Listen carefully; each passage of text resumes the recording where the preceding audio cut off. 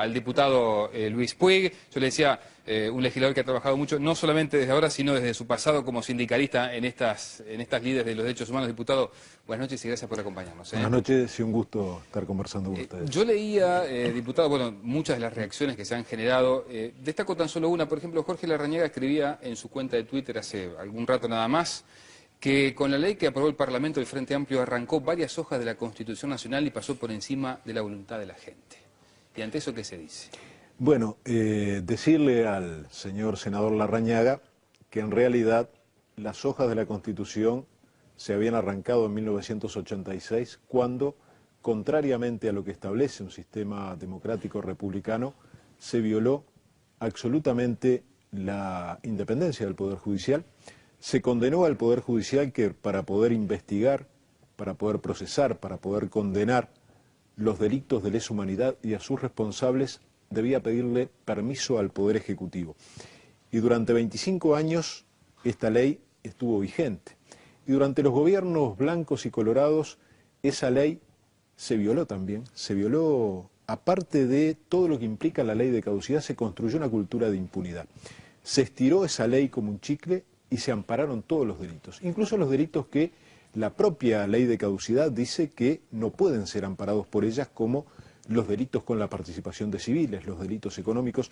Allí durante años se construyó una cultura de impunidad.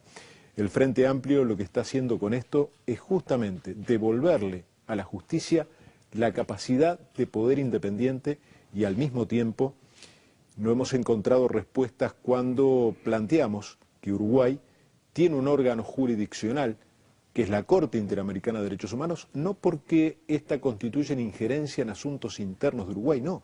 El Uruguay, como Estado soberano, en 1985 aprobó la Convención de San José de Costa Rica y aprobó, en definitiva, la participación de la Corte como órgano jurisdiccional. ¿Y qué dice esa Corte Interamericana de Derechos Humanos que condenó al Estado uruguayo? Dice concretamente que la ley de caducidad es incompatible con el derecho internacional y que el Estado debe dejar de lado los obstáculos y no puede agregar nuevos obstáculos para impedir la acción de la justicia. Y dice, a texto expreso, no se puede recurrir a obstáculos como plazos de prescripción, irretroactividad de la ley, cosa juzgada, ni deciden, que es no juzgar a alguien dos veces por el mismo delito, y en definitiva la Corte mandata, y además decimos, desde el punto de vista ético para nuestro país, la vigencia de la ley de caducidad es una vergüenza a nivel nacional e internacional. ¿Qué ha hecho el Frente Amplio? Bueno, votar en definitiva para que esa ley no siga siendo parte del ordenamiento legal y al mismo tiempo cumplir con la sentencia de la Corte y dar una respuesta en empezar a cambiar esa cultura de derechos humanos, esa cultura de impunidad por una cultura de derechos humanos, que es lo que estamos impulsando. Lo que se dice desde la oposición también, diputado, y de alguna manera hoy lo reflejaban algunas voces dentro del propio gobierno, del propio Poder Ejecutivo, que hay como sentimientos ambivalentes, porque de alguna manera esto restablece o acentúa las divisiones en la sociedad uruguaya. ¿Usted no cree que esto pueda llegar a pasar efectivamente, los buenos y malos por un lado, y que en definitiva esto no termine de acabar nunca? Y como dijo en alguna oportunidad el presidente de la República, esto no se termina hasta que se mueran todos los protagonistas. No, yo creo que de ninguna manera esto acentúa diferencias. Plantearse que exista justicia en un país, yo me pregunto si se planteara una ley hoy que impidiera que la justicia actuara sobre los crímenes del narcotráfico, y después el Parlamento restituyera la capacidad del Estado de hacer punibles esos crímenes. ¿Estaríamos generando una división en la sociedad? No, por el contrario.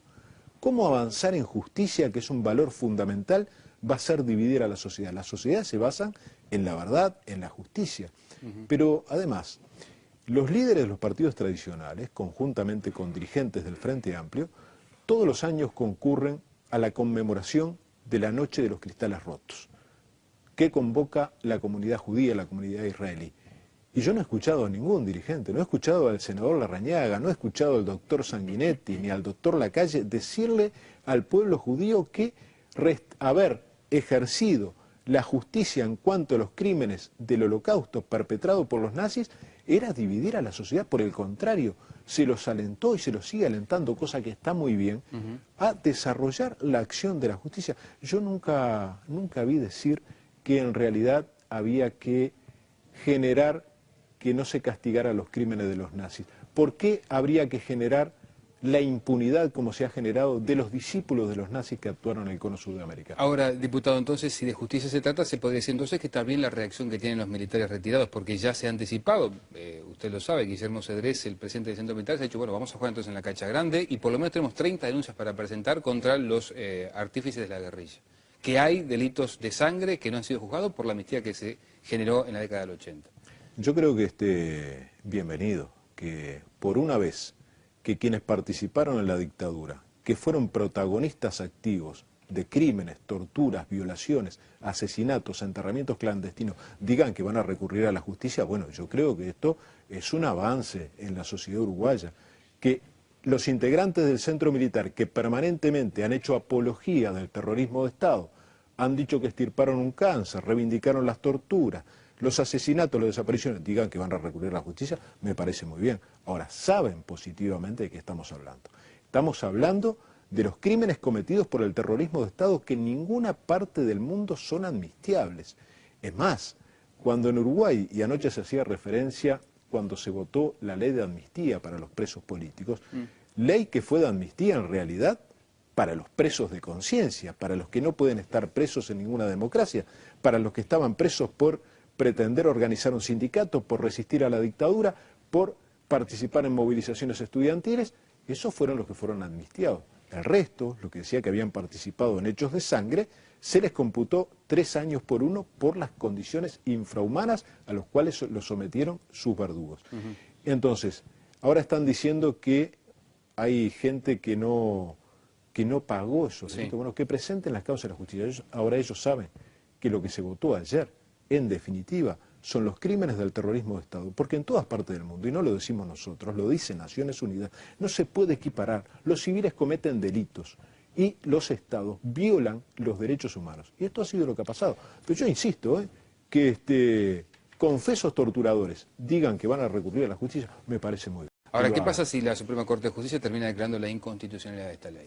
No, yo pienso que, es mi opinión, no soy jurista, no soy especialista en temas jurídicos, sí creo que la Suprema Corte de Justicia seguramente no se va a plantear que esta ley es inconstitucional y por tanto hay que volver a la vigencia de la ley de caducidad. Sería el mundo al revés, nosotros no creemos que eso pase. Bueno, pero puede haber algún recurso en ese sentido, ¿no? Por seguramente se van a plantear recursos, seguramente se va a tratar de obstruir la acción de la justicia, pero nosotros tenemos plena confianza que esta ley es constitucional, que lo inconstitucional durante 25 años fue la ley de caducidad y sin duda que se van a intentar anteponer obstáculos. ¿Y no hay un plan B? Los violadores de los derechos humanos. ¿No hay un plan B? ¿No se imagina un escenario, por ejemplo, de una declaratoria de inconstitucionalidad de la Suprema Corte de Justicia de esta nueva norma? ¿Sabe lo que pasa? Lo que votó ayer el Parlamento es cumplir con una parte de lo que dice la Corte Interamericana de Derechos Humanos, que como decía, es órgano jurisdiccional en el país y obliga a los 3 poderes del Estado. O sea, la ley de caducidad, a partir de la sentencia de la Corte, no tiene ningún sentido aplicarla, porque la Corte mandató desaplicar esa ley. Esa ley es incompatible con el derecho internacional. Por tanto, no hay nadie, en definitiva, en este país, entendemos nosotros, que pueda decir, por lo menos no nos hemos encontrado con nadie, ¿no? Desde la Suprema Corte de Justicia, el Poder Ejecutivo, el conjunto de los partidos políticos, nadie se ha atrevido a decir que no hay que cumplir con el mandato de la Corte. Y nada más que cumpliendo con el mandato de la Corte, hay que continuar con las causas. Diputado, le voy a hacer una pregunta que muchísima gente se hace, y tal vez usted, que ya es una figura pública, lo reconocen, capaz que hasta en la calle se lo dicen. ¿No le han dicho, che, déjense de mirar para atrás, no pueden estar discutiendo horas y horas por algo que pasó hace 40 años atrás, miremos un poco para adelante? Cuando le hacen ese tipo de planteos, ¿qué se responde? Bueno, en alguna oportunidad he tenido la posibilidad de conversar con ciudadanos. En general no me hacen ese planteo, pero algún ciudadano me lo ha hecho. Y yo simplemente podría responder que, viendo ayer las barras del Palacio Legislativo, colmadas de jóvenes, yo digo, lo que estamos haciendo con el tema de la promoción de los derechos humanos no es mirar hacia el pasado, por el contrario, estamos planteando un camino democrático hacia el futuro. ¿Cómo se entiende sino que los jóvenes que no habían nacido cuando la dictadura, que no habían nacido cuando la aprobación de la ley de caducidad, hayan abrazado con tanta fuerza la causa de la verdad y la justicia. ¿Por qué? Porque entienden que una sociedad que no procesa una cultura de derechos humanos, una sociedad en la cual secuestrar, asesinar, dar un golpe de Estado, secuestrar niños, suprimir su identidad, proceder a enterramientos clandestinos, que en todas las civilizaciones se ha respetado el derecho de los familiares de saber el destino de sus seres queridos, si hacer todo eso es impune, sale gratis, entonces el mensaje es un mensaje profundamente antidemocrático y eso sí que hipoteca nuestra sociedad para el futuro. Por tanto, yo creo que esta es una apuesta al futuro, más que al pasado. A propósito de obstaculizar, diputado, el general del aire, José Bonilla, de alguna manera lo mencionaba en sus declaraciones, ¿no? Al 1 de noviembre había gente que tal vez sabía algo y estaba dispuesto a hacerlo, pero bueno, con esta ley seguramente no lo haga porque tiene miedo a ir preso por lo que dice. ¿No es una forma, eventualmente, se puede interpretar que no es una forma, tal vez, esta ley de obstaculizar la llegada a la verdad? No, mire, yo creo que, en primer lugar, no es de recibo el planteo del señor general Bonilla. Yo me pregunto, en estos 25 años que se aseguró la impunidad de los que asesinaron, torturaron, hicieron enterramientos clandestinos en las unidades militares y hace más de 30 años que siguen manteniendo la tortura a los familiares, como le pasó a Tota Quinteros, que murió sin saber qué pasó con Elena, como le pasó a Luz Recaño, como le ha pasado a tantas madres. Durante 25 años no hablaron y justo iban a hablar ahora.